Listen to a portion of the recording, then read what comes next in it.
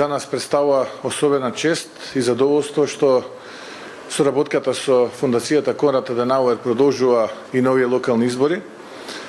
Овие неколку денови се за нас исклучително значајни, сум убеден дека се исклучително значајни за идните градоначалници, идните членови на или председавачите на советите, онаму каде што коалицијата предводена од ВМРО ДПМН ќе победи на следните локални избори. Јас очекувам согласно бројките и последните истражувања таа победа да биде голема и во најголемиот дел од општините во Македонија. Искуството кое што ќе го слушнеме не само од домашните предавачи, туку и од луѓето кои што се надворот од нашата држава, кои што доаѓаат од земјите членки на Европската Унија, се надевам дека ќе биде дополнителен мотив за идните градоначалници и членови на Совет да дел од тие политики, дел од тие насоки ги применат понатаму во работењето на општините, како што спомена Даниел. Пред се тука мислам на екологијата, подобрувањето на животната средина, отчетноста, транспарентноста во работењето на општините преку процесот на дигитализација. Пред се и над се честното работењето на градоначалниците да биде репери за сите оние кои што менаџираат институции на државно ниво, иако јас се надевам дека веднаш постои локални избори, ќе имаме многу брзо нова влада која што ќе одржи лекција како се работи честно и како се бори против криминалот и корупцијата, кои што се за жал акутна појава во нашето општество. Така што ценам дека овие неколку денови ќе имаме можност да научиме, да размениме мислења, да пренесеме и наше искуство на кое што ние планираме да го направиме, односно градоначалниците и членовите на Совет планираат да го направат, и ценам дека ова ќе биде исклучително голема можност за сите нас да напредуваме и да излеземе потоа пред граѓаните за време на кампањата која што за нешто повеќе од 3 недели официјално треба да започне со понуда која што ќе ги задоволи нивните критериуми и барања и ќе понуди решенија за нивните проблеми. Како што тоа го кажавме и во овој период на предизборие, ние планираме да водиме позитивна кампања, не планираме да се занимаваме со тоа колку градоначалниците на СДСМ и ДУИ се лоши и неспособни, бидејќи тоа граѓаните го знаат и нема што ново да кажуваме, тоа исто како да зборуваме за минатогодишниот снег. Ние сакаме да излеземе на овие избори со една позитивна кампања на надеж, кампања која што ќе понуди, како што кажав, решенија за акутните проблеми во нашето општество. Пред се тука мислам на борбата безкомпромисна со криминалот и корупцијата, многу проекти реализирани, осмислени, остварени проекти, отчетност, транспарентност и нормално честита работа од страна на сите. Ви благодарам. Доколку имате прашање, повелете. Може да, како е. С оглед на тоа што Мицковски даде кампања говора на омраза и оцрнување на одредени личности. Што очекувате од вашите политички противници? Дали сметате дека ова може да биде една од највалканите изборни кампањи досега? Па јас кажав дека ВМРО ДПМН нема да води валкана изборна кампања, бидејќи цениме дека граѓаните се исклучително изморени од калта која што содржи ова наше политичко мучуриште.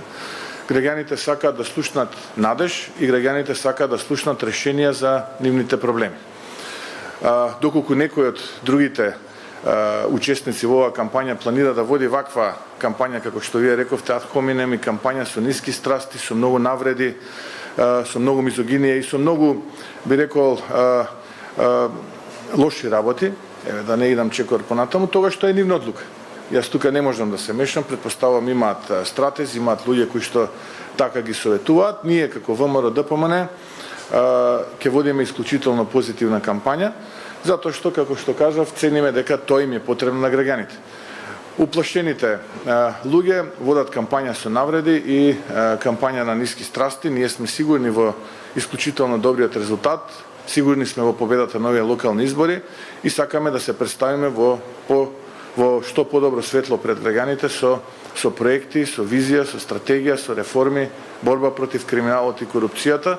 Тоа е нашата цел на овие избори, да ги одмориме граѓаните од нашата глупавост во ова политичко мочуриште, да понудиме надеж.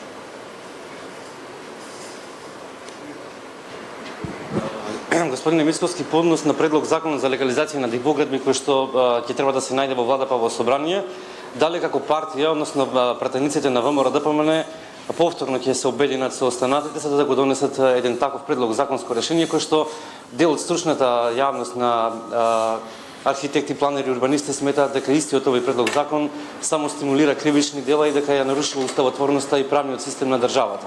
И второто прашање ми е во делот на афганистанците, дали се уште сметате дека е глупост да се прифаќаат афганистанци во нашата држава? Вие сте од кој медиум, простите? Телевизија 24. Да, ви благодарам на прашањето. Во првиот дел, еве јас да бидам искрен со вас, предпоставувам, вие пред мене ја знаете таа информација, јас како лидер на опозицијата, како најголема политичка партија и како најголема парламентарна група, немам таа информација дека законот за легализирање на дивоградбите ќе дојде во парламентот. Откако ќе дојде, тогаш ќе го видиме текстот, па потоа ќе се произнесеме по текстот кој што ќе дојде во парламентот. Навистина жалам што еве вие како медиум имате пред нас како опозиција и најголема политичка партија во Македонија таа информација.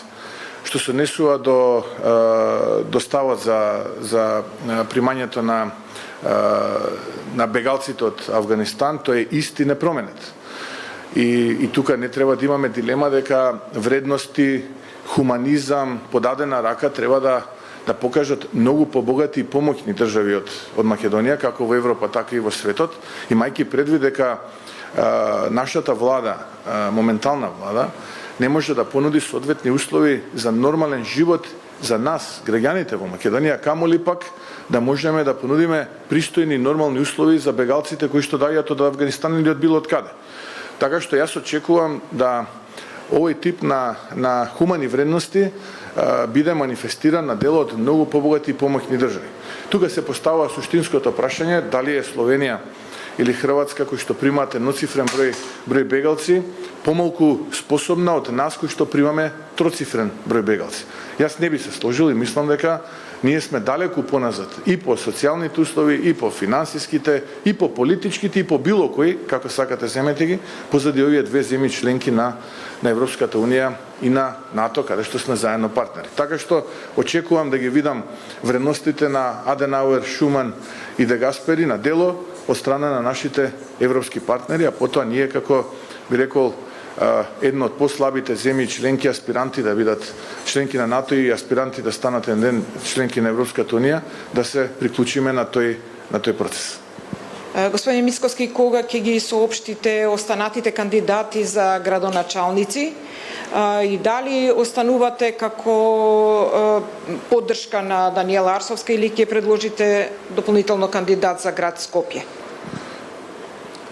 Што се однесува до првото прашање, до крајот на оваа недела ќе имаме состанок на извршниот комитет на партијата и на централниот комитет на партијата. И дел од преостанатите кандидати за градоначалници ќе ги соопштиме. Нема да брзаме, имаме уште неколку дена пред нас за мерење, за консултации внатрешни и цениме дека тоа што досега го понудивме, овие 56-57 имиња се наистина далеку посупериорни од овие кои што ги понуди нашиот политички противник. А што се однесува до Даниела Арсовска, не само што имаме целосна поддршка, туку и комплетно ВМРО-ДПМН со својата структура застанува позади идниот градоначалник на Скопје, најпрвен во реализацијата на проекти за Скопјани, а потоа и во се останато. Така што ВМРО-ДПМН застанува позади идниот градоначалник на Скопје со сиот свој потенцијал човечки, кадровски и инфраструктура.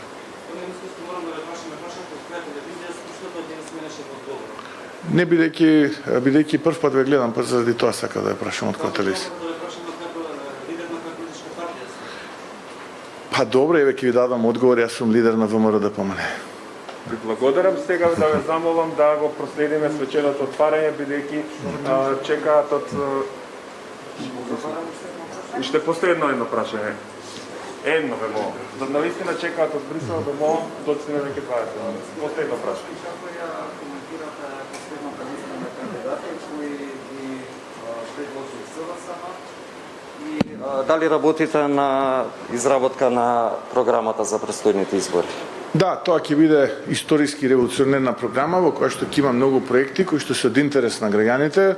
Како што кажав, ќе промовираме транспарентни, отчетни и еко здрави средини, општини во Македонија и тука Навистина секогаш сме биле неколку чекори пред нашите политички противници. Навистина сум шокиран кога гледам како еден член од владачкото мнозинство се препелка барајќи го својот политички идентитет, најпрво како Зелена партија, па потоа се префрлија повторно на националистички теми, па некакви други теми. Тотално сум конфузен и збунет вака кога ги гледам, другиве не можам ни да ги разберам, изобилуваат со многу раскол, но ВМРО ДПМН на овие избори заедно со коалицијата ќе излезе наистина со една револуционерна програма и програма која што ќе понуди Македонија и нашата општина за сите луѓе. Што се однесува до првото прашање, тоа беше за кандидатите на СДСМ, па тие што ги предложија претходно се оние градоначалници кои што се генерално неуспешни, рековме нема за тоа многу да зборуваме. Оно што мене најмногу ме допре и предизвика кај мене внимание се градоначалниците во пелагониските општини, поголемите, мислам тука пред се на Битола и на Прилеп. Таму СДСМ го призна поразот, практично уште пред да започнат изборите.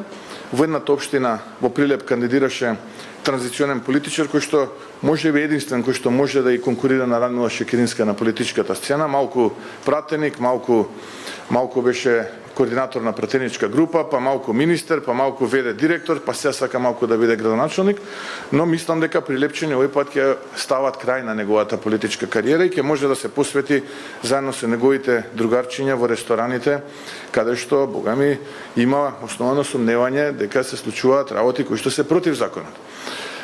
Втората личност која што вчера ја понудија, навистина не само што не е конкурентна и не е достојна за тој град каде што таа личност е понудија, туку едноставно тие со тоа си подпиша и пораз и за следните 4 години, бидејќи стравува отсуството на квалитет кадровски во рамките на СДСМ, па ќе мора да додат со крајно корумпирани и сомнителни бизнис ликови од средините од каде што ги кандидираат. Но тоа е нивен проблем, реков нема да го коментираме, да се фокусираме на иднината, да се фокусираме на понудата на ВМРО ДПМН и на коалицијата и нормално после победата да покажеме и да одржиме лекција како се работи за граѓаните и за државата. Благодарам на сите, на вистина.